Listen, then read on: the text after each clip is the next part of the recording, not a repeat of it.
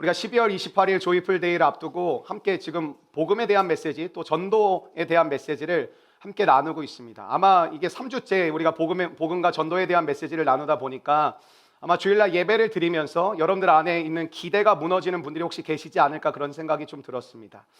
나는 전도하고 복음을 전하는 것은 아직 좀 어렵고 지금 내 삶의 문제를 좀 해결하고 싶고 내 삶에 어떠한 선택을 해야 될지 많이 궁금하고 또 말씀을 통해서 좀 확인을 받고 싶고 또한 그러한 메시지를 듣기를 원하는데 왜 날마다 매주 이게 복음과 전도에 대한 메시지를 전하는 것인가 라고 생각하는 분이 혹시나 계실지 모르겠습니다.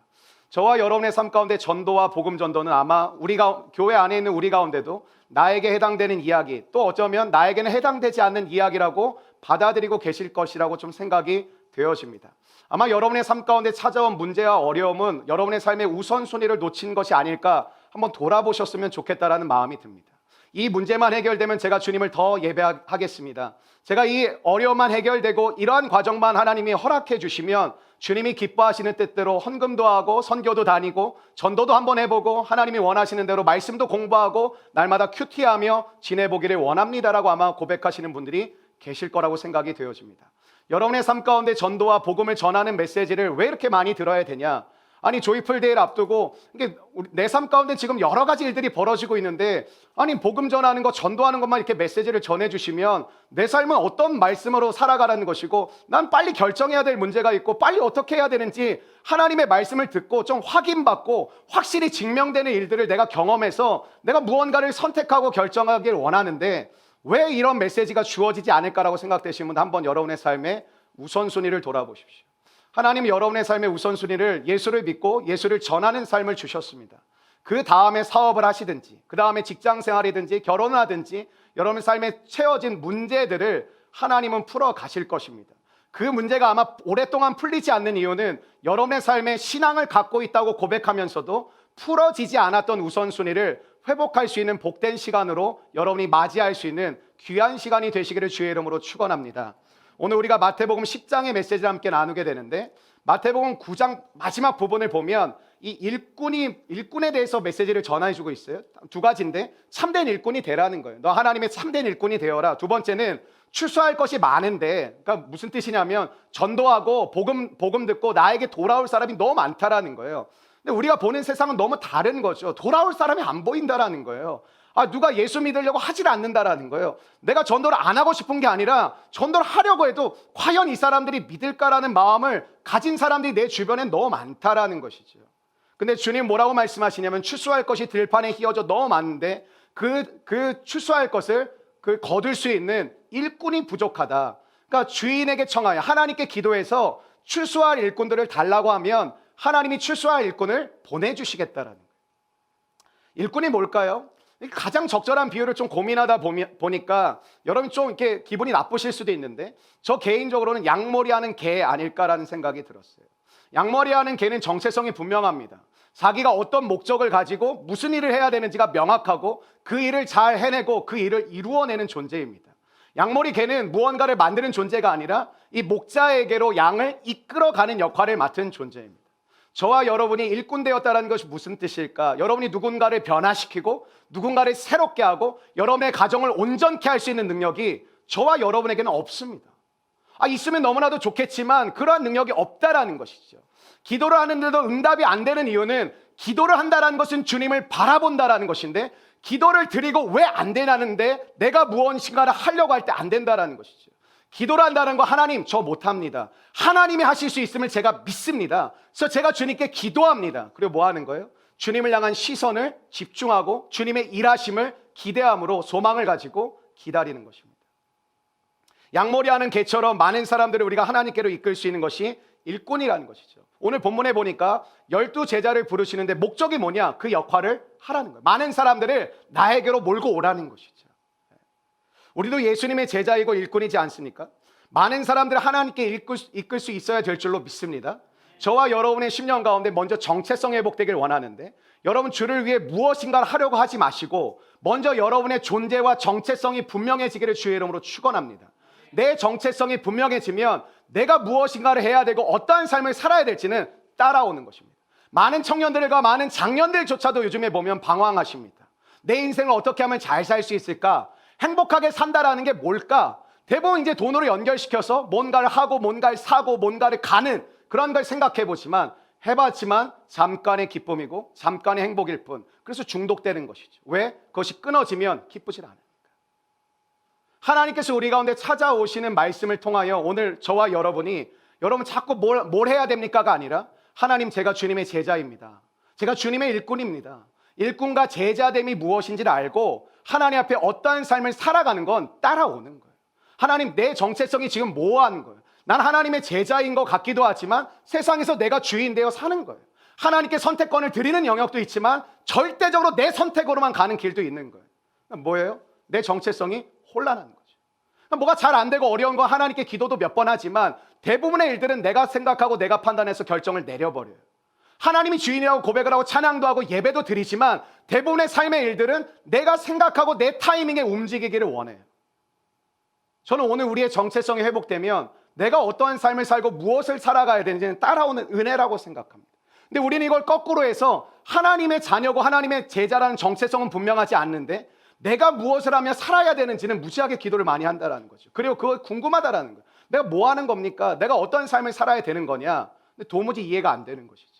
사랑하는 여러분, 오늘 세상과 하나님께 두 발을 담그고 있었던 것들을 하나님께 두 발을 다 담글 수 있는 은혜가 임하게 되시기를 축원합니다. 이 결정만 드려도 저는 여러분이 가지고 있는 대부분의 불안과 두려움과 염려가 떠나가게 되실 줄로 믿습니다. 저도 여러분 못지않게 세상 속에 살고 있고 참 우리 교회 대부분의 성도들보다 가진 것이 별로 없습니다.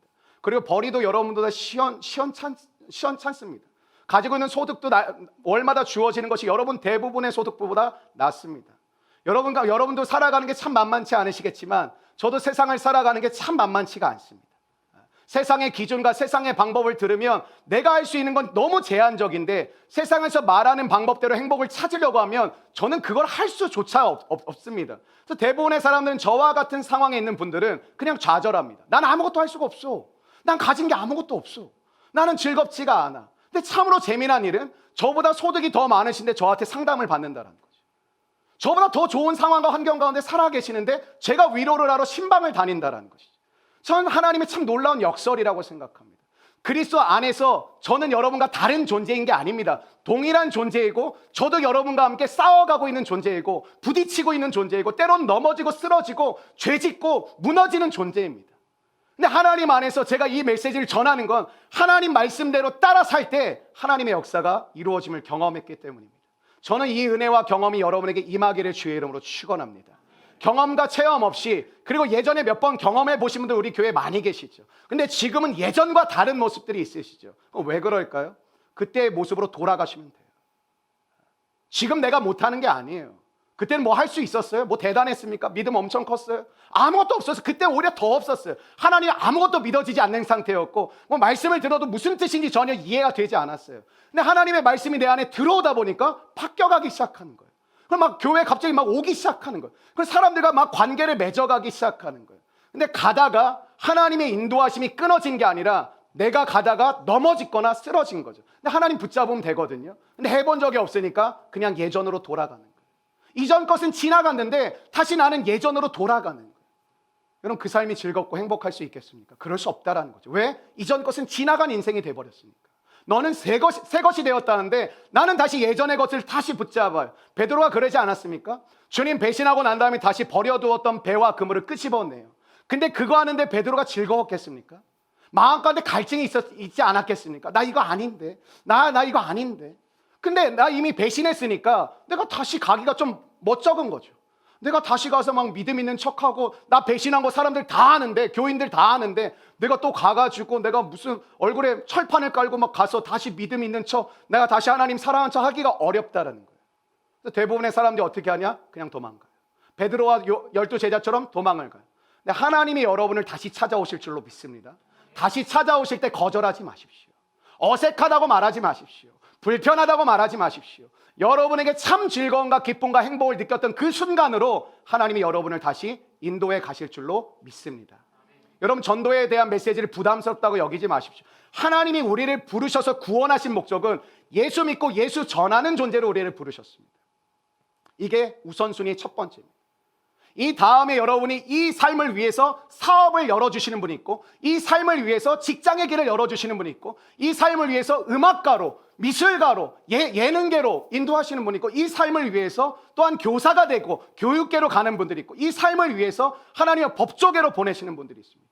그러니까 이 삶을 위해서 하나님이 여러분에게 사업도 여시는 거고, 여러분의 전문 영역도 여시는 거예요. 근데 우리는 이게 없이 이 두 번째, 하나님 나 어느 영역으로 가야 됩니까? 나 뭐 하며 먹고 살아야 됩니까? 제가 무엇 하는 게 하나님 기뻐하시는 겁니까? 아니, 너의 정체성을 먼저 알라라는 거죠. 내가 너를 구원한 이유는 너가 하나님의 자녀가 됐다라는 것은 예수 믿고 구원을 받고 그 구원의 은혜를 전하라는 거예요.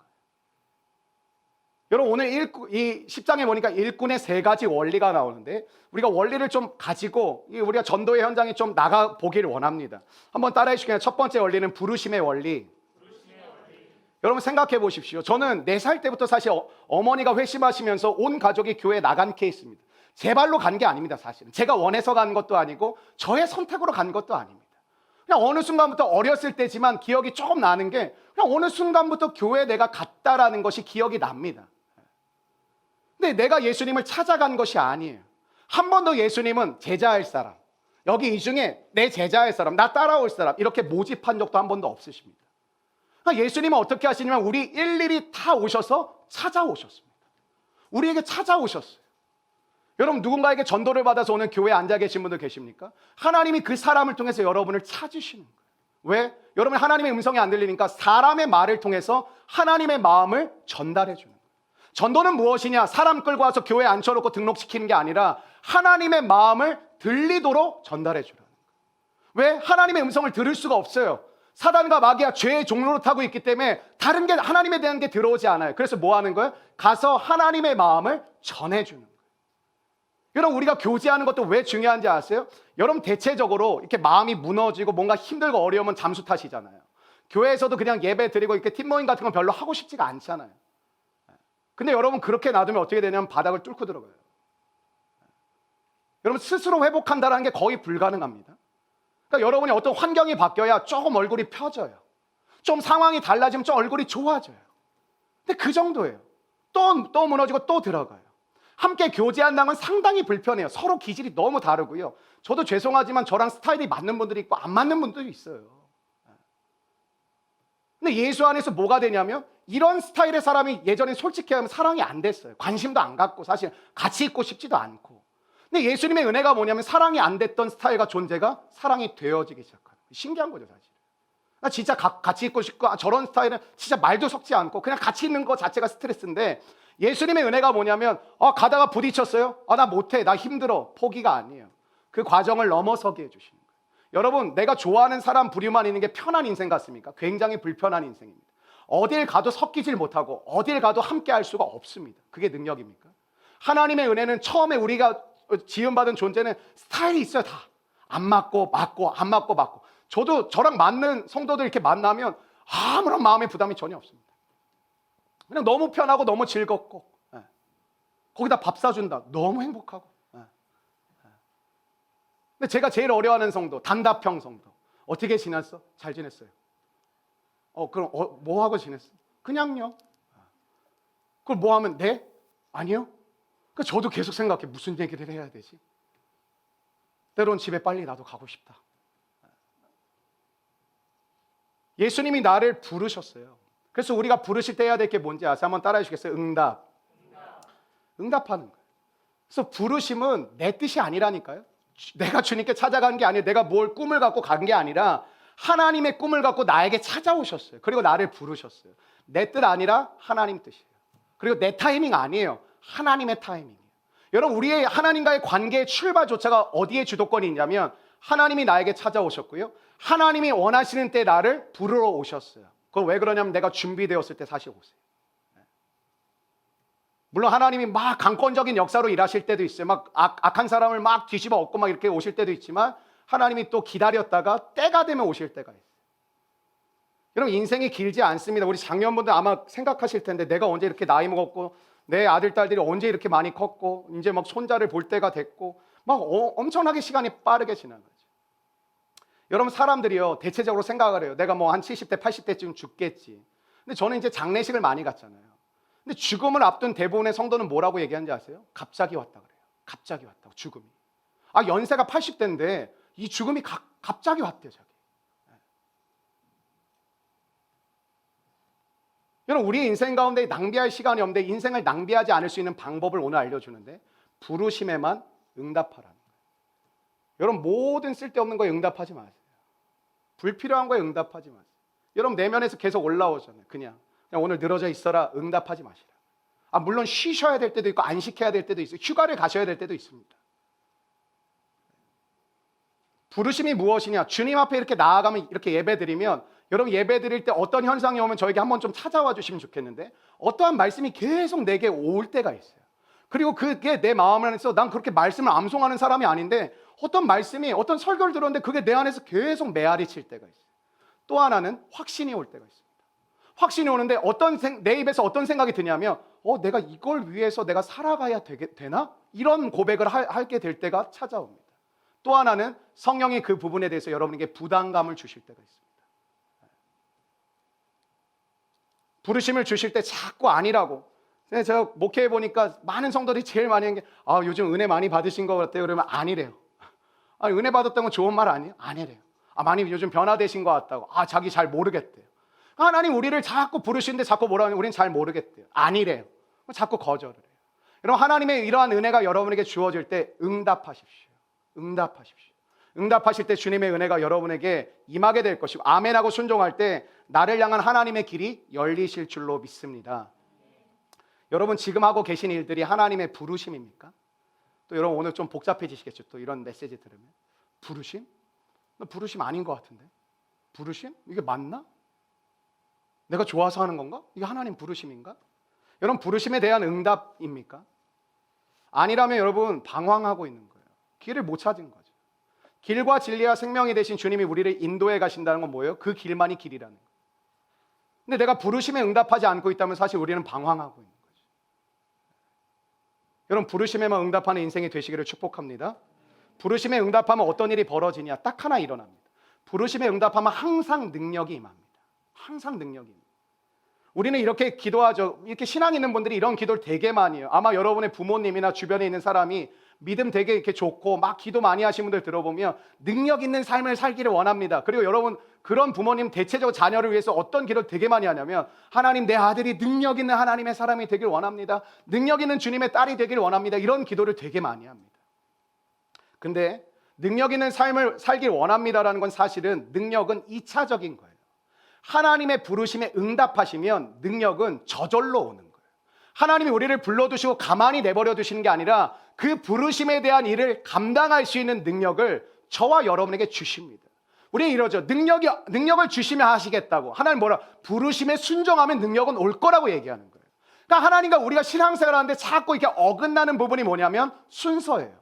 하나님은 너가 발걸음을 떼면 길이 열릴 거라. 길을 열어주시면 저는 가겠다 그래요.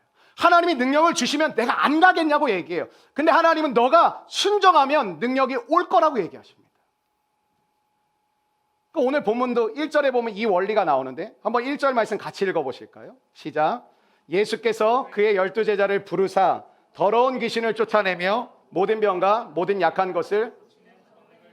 여러분, 예수께서 그의 12제자를 부르사 할 때 거기 이렇게 슬래시로 여러분 성경에 이렇게 표시해 주시겠어요? 예수님이 12제자를 부르신 겁니다. 12제자가 예수님을 찾은 것이 아닙니다. 그렇죠? 12제자가 예수님 찾은 게 아니라 예수님이 12제자를 찾으셨어요. 부르셨어요. 응답했어요. 뭐가 일어났어요? 세 가지가 찾아오죠. 더러운 귀신을 쫓아내며 모든 병과 모든 약한 것을 고치는 권능, 이 두 가지를 주십니다. 그리고 여기 사실 이렇게 두 가지로 나오지만 하나가 뭐냐면 복음을 전파하는 능력을 주세요. 여러분, 2절과 4절은 어떠한 사람들이 나오는가 하면 예수님의 12제자가 나오는 게 아니에요. 이 뜻은 무엇이냐면 예수님의 부르심에 응답한 사람들의 목록이 나오는 거예요.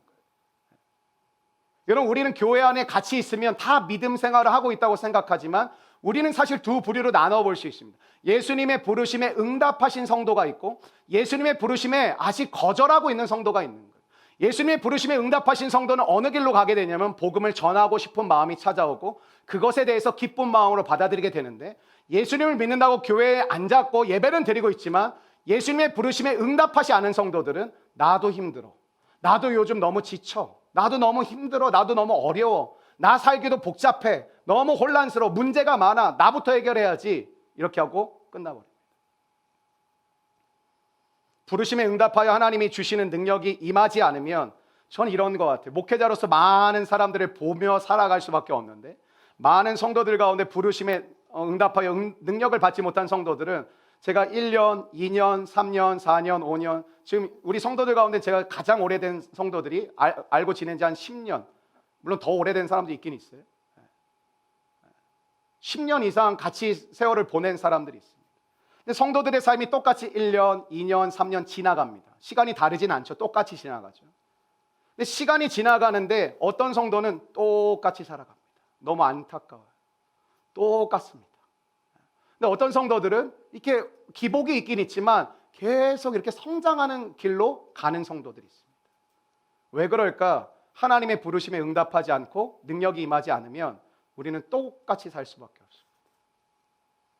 여러분 시간이 많이 지나고 예를 들면 여러분이 취업도 하고 결혼도 하시고 삶에 많은 상황적인 변화는 있을지 모르겠지만 여러분의 내면은 어떻습니까? 여러분 삶을 살아가는 여러분의 시선과 마음은 어떻습니까? 여러분의 마음은 좀 너그러워지셨습니까? 조금 더 많은 사람들과 함께 할 수 있는 좋은 마음이 생기셨습니까? 많은 사람들이 딱 가다가 이 지점이 항상 찾아요. 어떤 지점이냐? 힘들어서 다 포기하고 싶은 때가 또 왔대요. 목사님 또 왔어요. 저 좀 포기하고 싶어요 그냥. 사람들과 함께 하는 게 또 어려운 때가 또 왔어요. 사람들 만나는 게 좀 이제 불편해요. 제가 온라인으로 예배 드리는 이유가 그냥 사람들 만나는 게 좀 불편한 그때가 또 왔어요 저한테. 세 번째, 다 귀찮아요. 예배도 기도도 말씀도 아무것도 하고 싶지 않은 그때가 또 왔어요.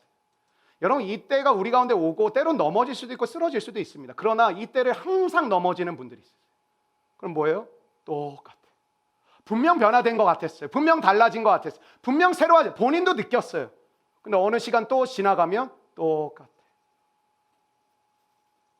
여러분 하나님의 부르심에 응답하시기를 주의 이름으로 축원합니다. 사랑하는 여러분 이제 인정하실 때가 되지 않았습니까? 우리 교회 대부분 20대 이상인데 그래도 내 힘으로 안 된다라는 고백이 이제 나올 때쯤 되지 않았습니까? 그 고백을 빨리 드릴 수 있는 것이 하나님의 은혜로 살아갈 수 있는 비결이라고 생각합니다. 여러분 또 이때가 오신 분들 계십니까? 나 또 힘들어서 포기하고 싶은 때가 또 왔어. 나 잘 이겨내고 있는데 또 왔어. 근데 또 힘들어. 나 또 그냥 못할 것 같아. 나 이제 또 사람들 만나는 거 또 불편해졌어. 나 좋아졌는데 또 힘들어. 나 그냥 이제 간사님 나 못 나갈 것 같아. 나 이게 못할 것 같아. 다 귀찮아졌어요. 또.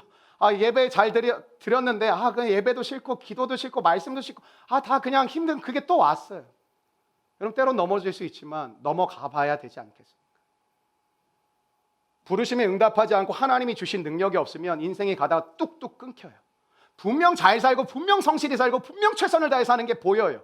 정말 성실해요. 정말 신실해요. 근데 삶의 내용은 계속 뚝뚝 끊겨요. 그래서 많은 시간이 지났는데 분명 변화도 받고 달라지는 거 봤는데 그게 올 때마다 넘어지다 보니까 똑같아졌어요.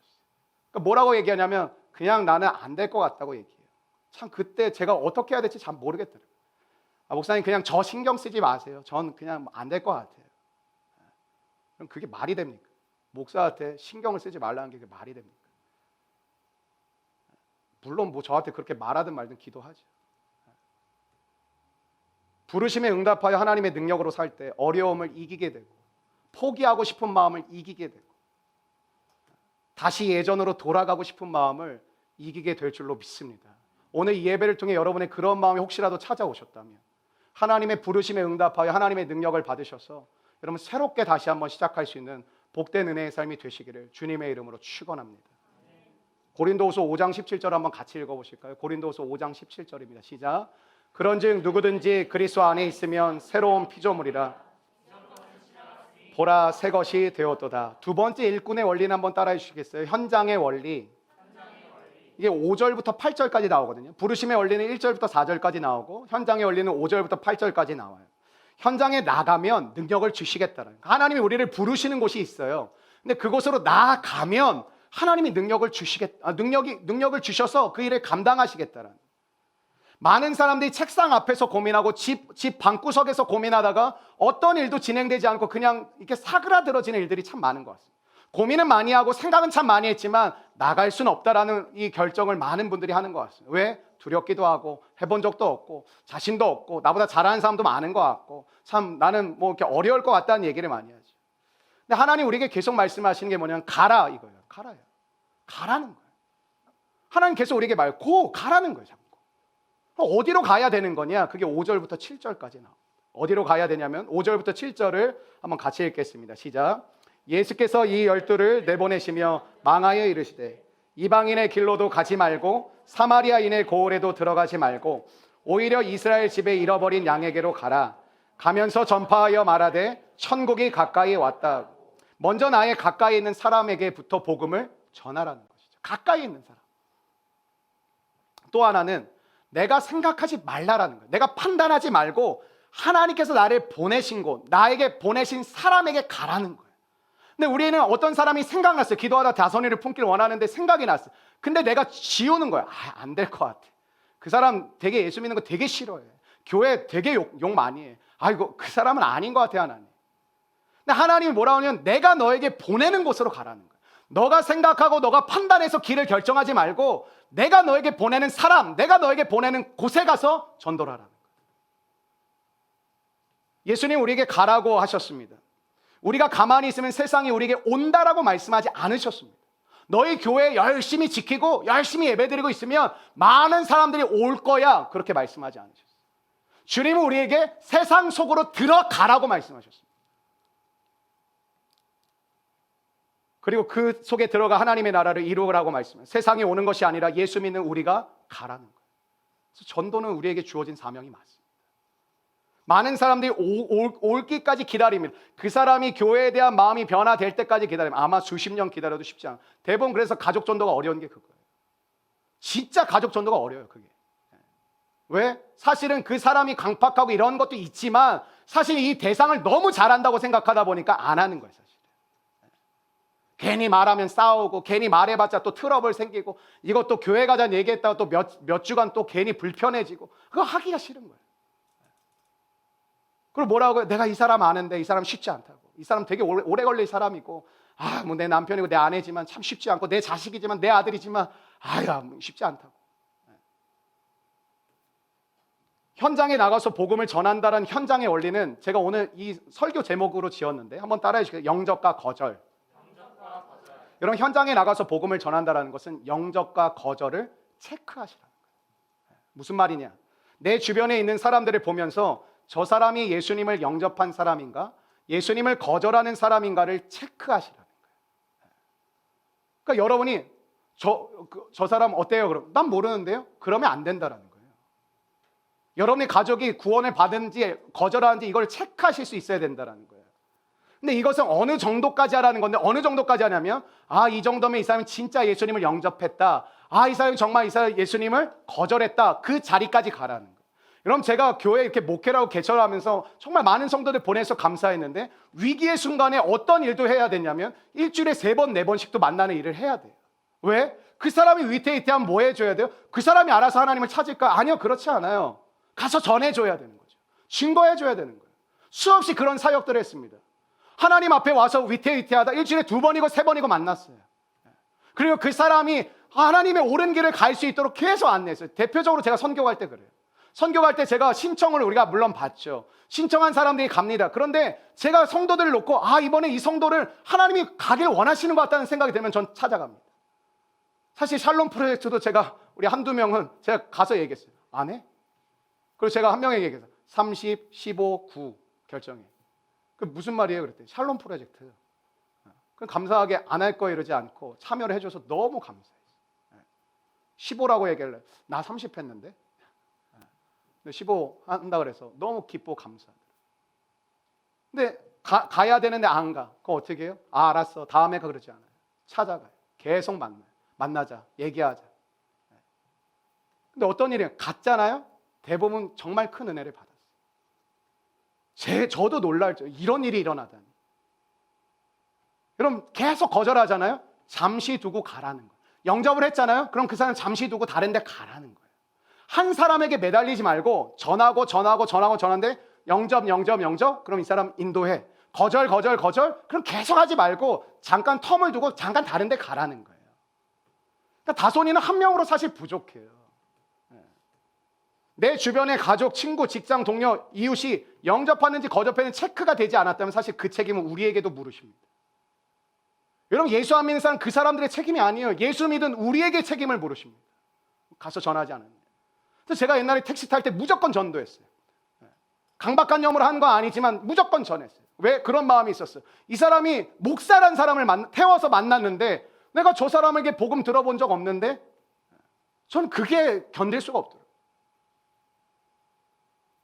로마서 10장 14절에 보니까 전파하는 자가 없이 어찌 들으리요. 사랑하는 여러분, 우리가 전파하기를 주의 이름으로 축원합니다. 근데 영접과 체크를 왜 안 하냐? 우리는 전도를 관상으로 합니다. 저를 한번 보십시오. 온라인으로 예배 저를 보십시오. 그리고 옆에 있는 사람을 보십시오. 보세요 한번. 예수를 믿게 생겼습니까? 저를 보세요. 제가 예수 믿게 생겼습니까? 아, 그래요? 좋은 친구네요. 네. 설교를 할 수가 없는데. 우리는 전도를 관상으로 해요. 예수 도저히 안 믿을 것 같으면 전하지도 않아요. 근데 저도 믿고 여러분도 믿잖아요. 근데 어떤 사람은 진짜 착해 보이시고 너무 좋아요. 말만 해도 교회에 올 것 같아요. 근데 생각보다 그런 사람 중에 강팍한 사람이 되게 많습니다. 잘 안 믿어요. 그래서 전도는 관상 보고 하는 게 아니라 무조건 하는 거예요. 한번 따라해 주세요. 무조건 전도. 전도할 때 우리가 느끼는 게 뭔지 아세요? 전도할 때 여러분 하나님 만나게 됩니다. 내가 생각했던 것이 이게 꼭 맞지 않구나 하고 놀라워합니다. 난 그냥 솔직히 별 마음 없이 그냥 전했어요. 뭐 한번 교회 가실래요? 안 믿을 것 같아. 그냥 한번 전했어요. 근데 그 사람이 간대요.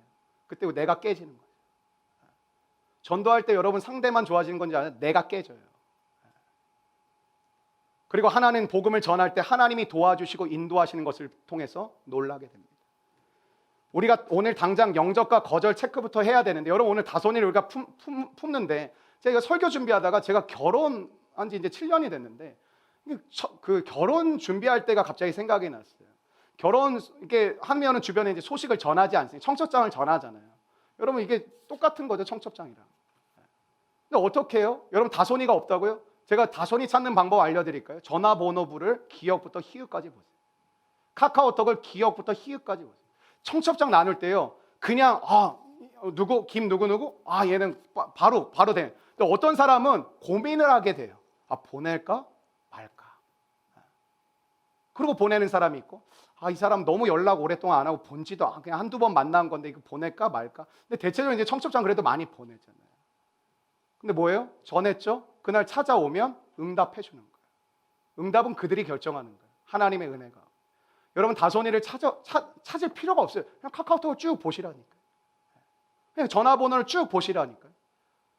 이 사람이 영접한 사람인지 아닌 사람인지를 체크하시라고요. 그 거절한 사람에게 전하시라고요. 영접하는 사람을 또 인도해 주시고. 여러분 이런 일들이 일어날 때 우리 가운데 8절의 말씀이 이루어지는데, 8절 말씀입니다. 시작. 같이 읽어주세요. 시작.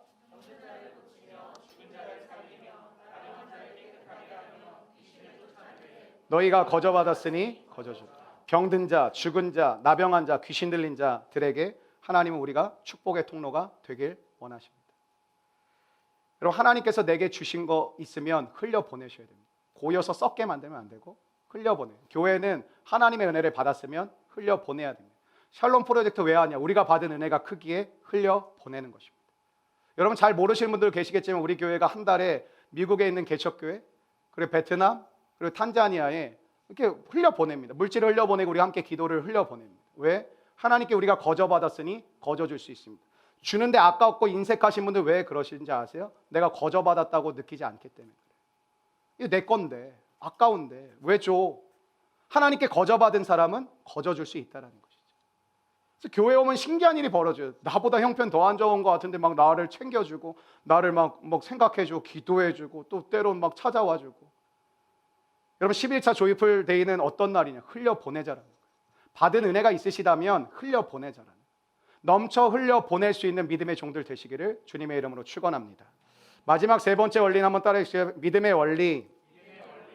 여러분 이게 9절부터 15절까지의 메시지인데 뭐라고 얘기하냐면 충격적인 얘기를 하십니다. 전대에 돈을 넣지 마라, 금은동을 넣지 마라, 배낭 가져가지 마라, 옷 가져가지 마라, 신발 가져가지 마라, 지팡이 가져가라. 뭐냐면 너가 복음을 전하러 갈 때 너가 의지할 만한 것들을 다 버리고 가라는 거예요. 다 내려놓고 가라는 거예요. 말이 안 되는 거죠.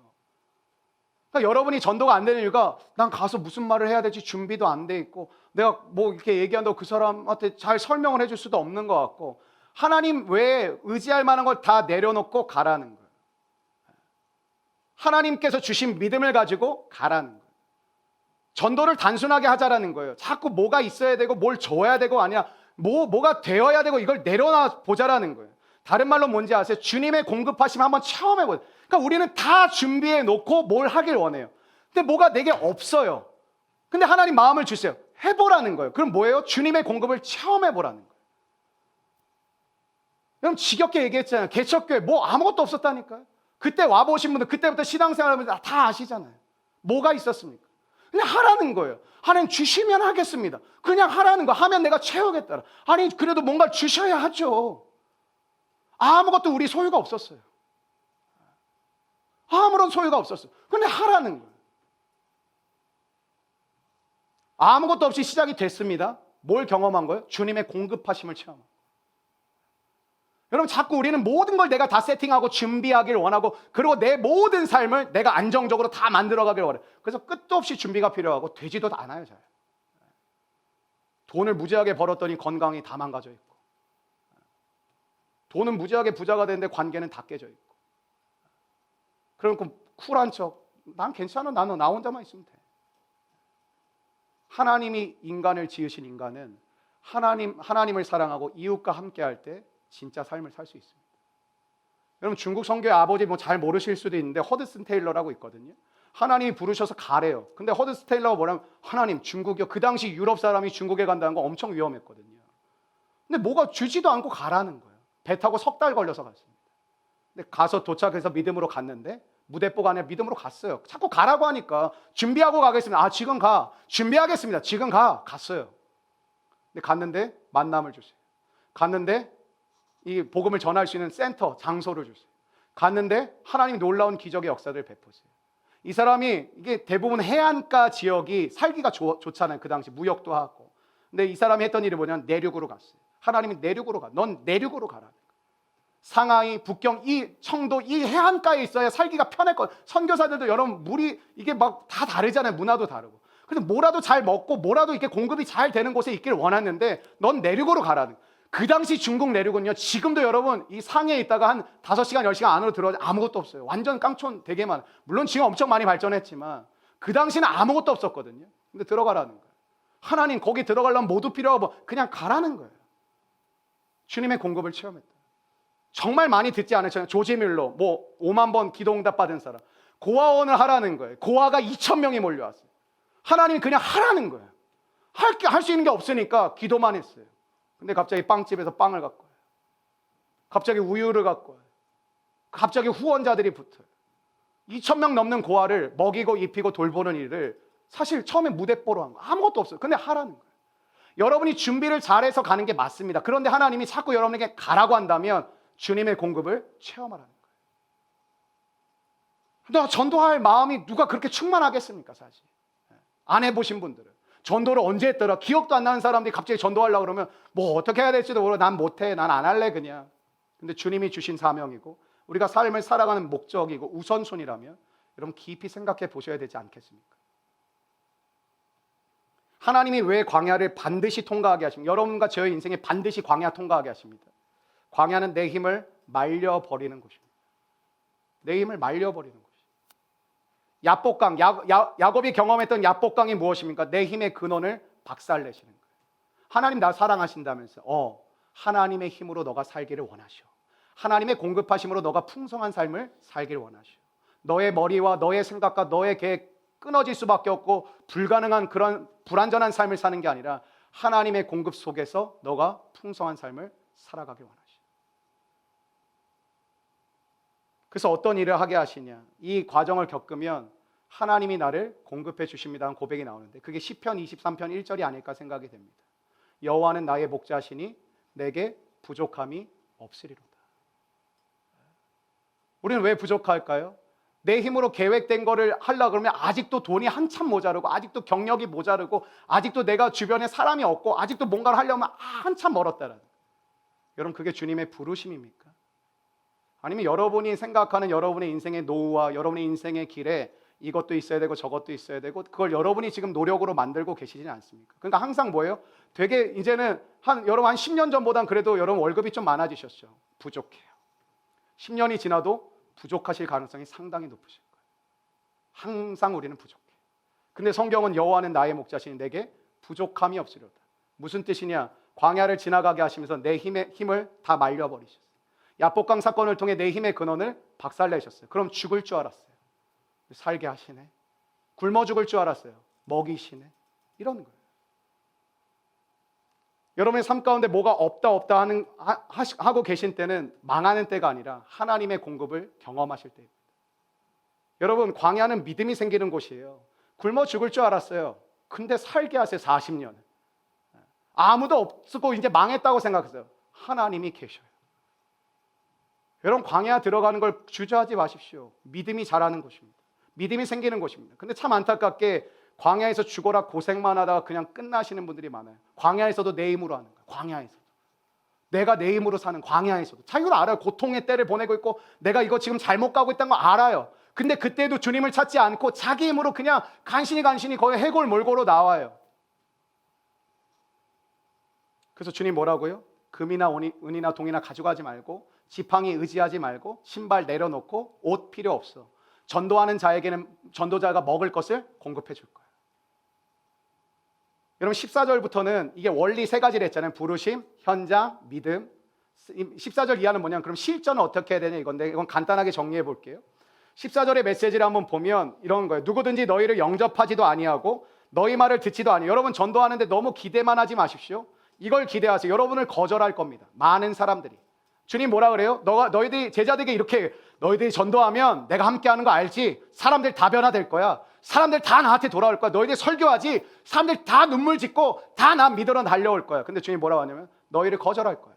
너희를 싫어할 거야. 너희를 무시할 거야. 여러분 전도하다가 시험 드신 분들 의외로 되게 많습니다.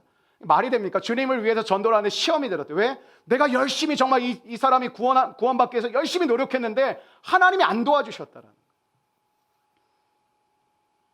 하나님이 거절에 대해서 이렇게 실전에 대응하라고 해요. 거절을 받으면 먼지를 털라라는 거예요. 거절하는 사람에게 우리가 받는 상처가 있는데 뭐냐면 잔상이 남아요. 여러분이 정말 성심성의껏 전도를 했어요. 나 안 가요. 나한테 그런 얘기하지 마세요. 나 그런 거 듣고 싶지 않아요. 그 잔상이 계속 남아요. 전도하다 시험 드는 이유가 뭔지 아세요? 그 거절함을 당했을 때 잔상이 계속 남아있어요. 그러니까 전도를 또 하려고 그러면 내 안에 이게 주저하는 마음, 그 얘기를 듣는 게 너무 힘드니까. 주님이 거절에 매이지 말고 털어버리고 다른 곳 가라는 거예요. 마귀는 계속 하는 게 뭐냐면 여러분에게 나쁜 생각을 계속 리와인드 시킵니다. 좀 해결이 된 것 같으면 또 그 생각을 또 올리고, 좀 해결이 됐는데 또 그 생각을 또 올려요. 계속 그 생각을 반복해서 올립니다. 왜? 그 생각하다가 죽으라고. 영접과 거절을 계속해서 체크하라는 거예요. 교회 사역도 제가 해보니까 제가 이렇게 보여도 제가 사랑이 엄청 많았거든요. 뭐 지금 사랑이 없어진 건 아니지만 제가 청년 사역하면서 가만히 두질 못했어요. 진짜 맨날 밤 11시, 12시에 집에 갔어요. 만나고 아파하는 사람은 찾아가고 같이 가서 밥 먹이고 얘기하고 온갖 지방을 다 다녔어요. 그게 전혀 힘들지 않았어요. 너무 기뻤어요. 근데 제가 그때 뒤돌아봐서 내가 실패했다라는 생각이 참 많이 들었어요. 이렇게 열심히 뛰는데 왜 안 될까? 왜 안 변화될까? 왜 이 지체가 왜 안 돌아올까? 그런 참 마음의 패배감들이 많았어요. 굉장히 많이 부흥하기도 했지만 제 안에는 패배감도 있었어요. 왜 안 될까? 그리고 나중에 깨닫게 됐어요. 하나님 앞에 진지하게 엎드려 이렇게 수시간을 가는데 영접하는 자, 거절하는 자를 너가 분별하라. 그러니까 저는 계속 거절해도 안타까우니까 안 돼. 그렇게 하면 안 돼. 너 이렇게 살아야 돼. 그렇게 하면 안 돼. 정말 안 돼. 너 이렇게 할 수 있어. 너 정말 이렇게 돼야 돼. 제가 나중에 들었던 소리는 압박감을 받았다. 저한테. 상처를 받았다. 너무 얘기를 많이 하셔서 부담감을 갖게 됐다. 그 얘기를 듣는 저는 완전 마음이 와장창 무너지더라고요. 내가 누구 때문에 내가 거기를 가고 몇 번이나 찾아가고 밥도 사 먹이고 책도 사주고 시간도 수십 시간을 썼는데 근데 그때 느낀 게 뭐냐면 영접과 거절을 제가 분별하지 못했던 거예요. 교회 사역하면서 제게 굉장히 든든한 사람들이 있습니다. 하나님이 어떻게 하시는지 아세요? 때로는 끊어버려요. 그럼 어떻게 되는지 아세요? 불안해요. 큰일 났다. 이 친구 없으면 큰일 났다. 이 친구 안 한다 그러면 큰일 났다. 아니에요. 하나님의 일은 영접하는 자를 통해서 일하십니다. 여러분 지금 순종하며 봉사하고 계신 분들 기쁘게 봉사하시고 순종하시기를 주의 이름으로 축원합니다. 교회가 많이 변질되었습니다. 무슨 뜻이냐? 내가 도와드린다라는 거예요. 목사님도 열심히 하시고 교회도 작은데 내가 좀 도와줘야지. 내가 뭐 이거 할 줄 아는데 할 수 있는 사람도 없는데. 여러분 저와 여러분은 이걸 할 수 있는 존재 자체가 아니에요. 우리한테는 충성 자체가 없는 사람. 우리를 충성스럽게 여겨주셔서 충성스러운 길로 인도하실 뿐이에요. 교회 안에 참으로 많은 것들이 변질되어 가고 있는데 그냥 내가 도와준다. 안타깝잖아. 목사님도 열심히 뛰고 뭐 사역사님도 열심히 하고 교회 리더들도 열심히 하는데 뭐 같이 도와줘야지. 그런 거 아닙니다. 교회가 원래 100% 되는 게 맞습니다. 한 하나님을 믿고 있고 같은 진리의 말씀을 듣고 따르는 존재이기 때문에 100%가 돼야 되는 게 맞습니다. 그런데 하나님의 일을 하면 교회 안에서도 항상 갈라집니다. 참 힘듭니다. 개인적으로 항상 갈라집니다. 불평하고 싫어하는 사람이 항상 나타납니다. 담임 목사로서 참 쉽지가 않고 때로는 힘겹고 참 아픕니다. 11차 조이풀 데이 누군가는 굉장히 기쁨으로 하시겠지만 누군가는 왜 지금 해? 코로나도 아직 완전히 안 났는데 왜 지금 꼭 해야 돼? 좀 지혜롭게 나중에 하지. 왜 이때 무슨 전도를 해? 사람들 지금 교회 이미지도 안 좋아졌는데 우리가 어떻게 하라고 자꾸 이런 걸 자꾸 부담을 주는 거야. 샬롬 프로젝트 뭐 이렇게 뭐 자꾸 뭘 돈을 내라 그래? 뭐 우리도 살기 힘든데 뭐 선교사님까지 내가 책임을 져야 돼? 선교 왜 이렇게 많이 가? 왜 꼭 저 지역을 가? 다른 데 가지? 왜 꼭 이렇게 해? 꼭 왜 이런 방식으로 해? 왜 해? 왜 지금 해? 왜 이렇게 해? 왜 꼭 이런 방식으로 하자고 해? 모든 일을 하는데 100% 동의된 적이 한 번도 없어요.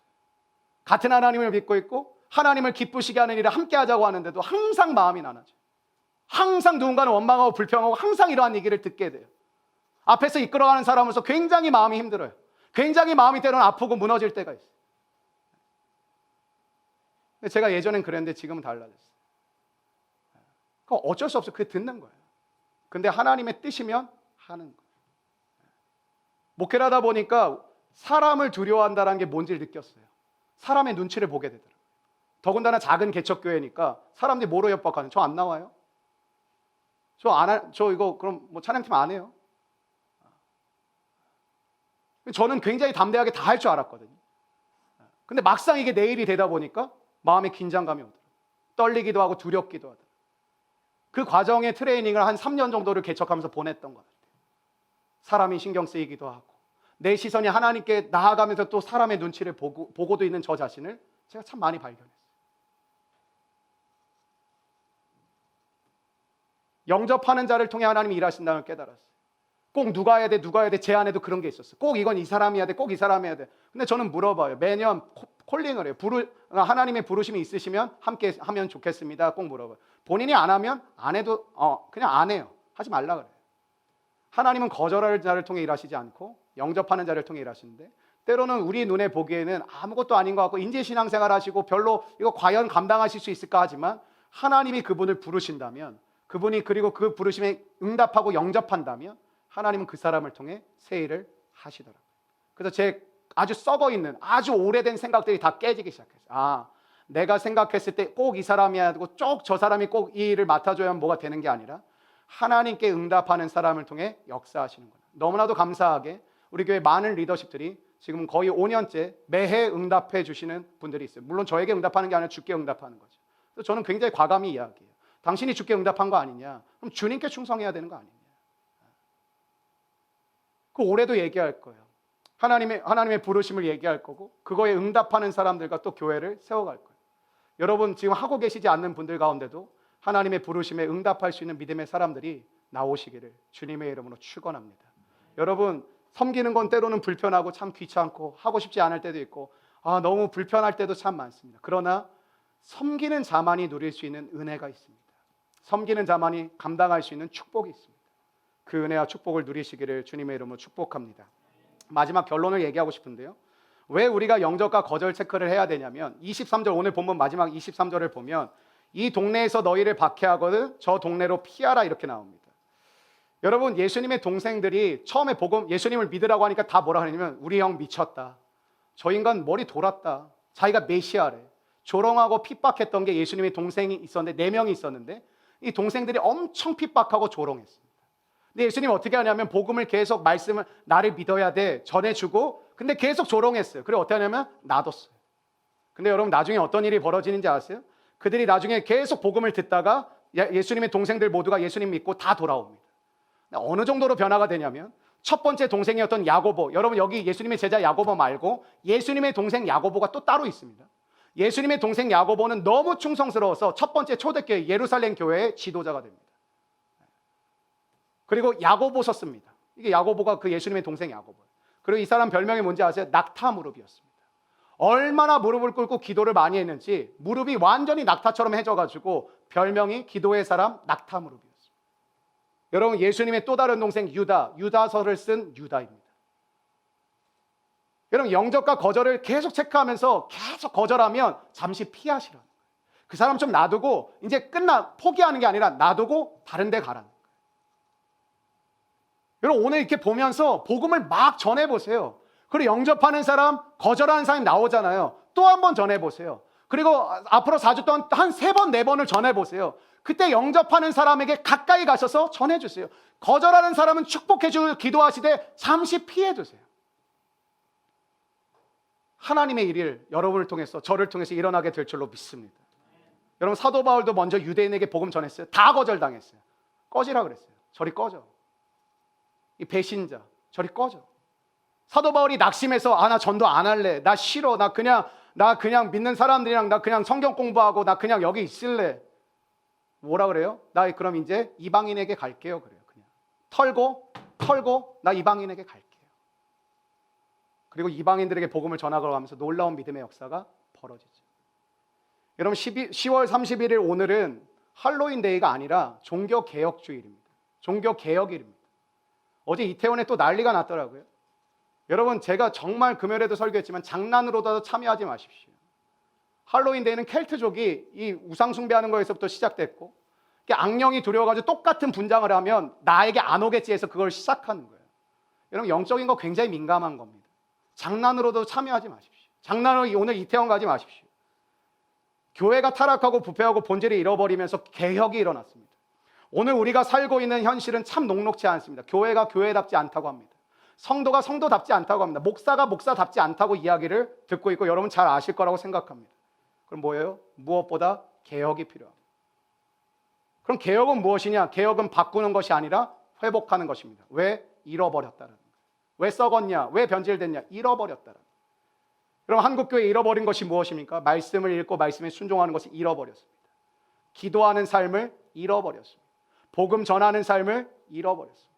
예전에 교회 가면 두 부류의 권사님들이 좀 있었어요. 한 부류는 기도에 전념하는 권사님들이 있었고 한 부류는 전도에 전념하는 권사님들이 참 많았어요. 뭐 집사님들도 계셨고 성도님 계셨지만 교회 권사님 하면 일단 두 부류로 딱 나눴어요. 한 부류는 무조건 기도의 사람들이에요. 한 부류는 나가서 다 전도해요. 집 앞에 나가가지고 예수 믿으라고 얘기하고 다 아는 사람 지나가는데 한 부류는 기도하면서 성도를 위해 기도하고 목회자를 위해 기도하고 교회를 위해 기도하고 한국을 위해 기도하고 열방을 위해 기도했어요. 한 부류는 나가서 계속 복음을 전했어요. 근데 우리가 이게 보입니까? 우리 교회 감사하게도 노방전도를 다시 자발적으로 시작하는 팀들인데 부담감 드리라고 얘기하는 거 아니에요. 어거지로 하라고 말씀드리는 거 아니에요. 하나님이 주신 마음을 전할 수 있어요. 영접하는 자 곧 그 이름을 믿는 자들에게 하나님의 자녀가 되는 권세를 주셨습니다. 11차 조이풀 데이는 어쩌면 개혁하는 시간이라고 조금 거창하게 말씀을 드리고 싶습니다. 잃어버린 본질을 되찾자라는 거예요. 교회가 뭐 하는 거 다 아시잖아요. 교회는 그래도 기도해야지. 교회는 그래도 사랑을 좀 나눠야지. 교회는 그래도 사람들이 좀 이웃을 돌볼 줄 알아야지. 아무리 어려워도 그게 교회 아닌가? 세상에 왜 우리를 등졌어요? 우리가 가도 왜 그들이 환영을 안 해요? 교회가 교회답지 않다라는 거예요. 목회자는 온갖 욕심에 사로잡혀 있고 성도들은 안 믿는 사람보다 더하다는 이야기를 듣고 있잖아요. 그럼 우리는 뭐 해야 돼요? 회복을 해야 되겠죠. 잃어버린 걸 되찾아야 되겠죠. 11차 조이풀 데이를 여러분 또 한다보다 그냥 또 전도하라고 얘기하네. 그런 게 아니라 어쩌면 우리에게는 개혁과 같은 일이라고 생각을 합니다. 잃어버린 것을 찾을 수 있는 복된 시간이 되기를 주님의 이름으로 축원합니다. 오늘 이 종교개혁 기념주일에 우리가 하나님 앞에 또 복음에 대한 메시지를 전하지만 이 메시지가 저와 여러분에게 정말 생명으로, 정말 복음으로, 또 진리로, 길로 임하시기를 주의 이름으로 축복합니다.